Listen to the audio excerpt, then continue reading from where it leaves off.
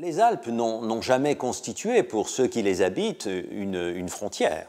C'est un lieu de vie, c'est un lieu d'échange au quotidien. Les populations, les troupeaux, les marchandises ignorent les contraintes naturelles, ou plus exactement peut-être profitent, utilisent ces contraintes naturelles. Et on pourrait dire qu'il y a un décalage entre cette réalité et la construction politique qui va progressivement imposer une frontière entre deux espaces qui sont complémentaires.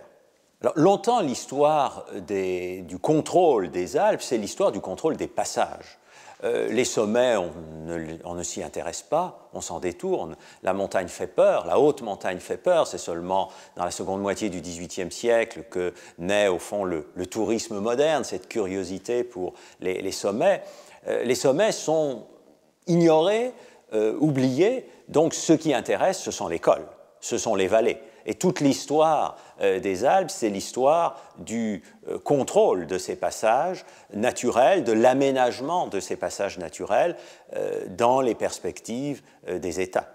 Donc en 1860, il y a une très longue négociation entre les représentants des deux états-majors de la Nouvelle-Italie et de la France pour définir cette frontière. Pour l'essentiel, on retient donc la ligne de partage des eaux, avec des petites exceptions. Sans doute, les populations des villages de haute montagne qui vivent au contact direct de la frontière continuent à passer cette frontière, à l'ignorer ou à la transgresser.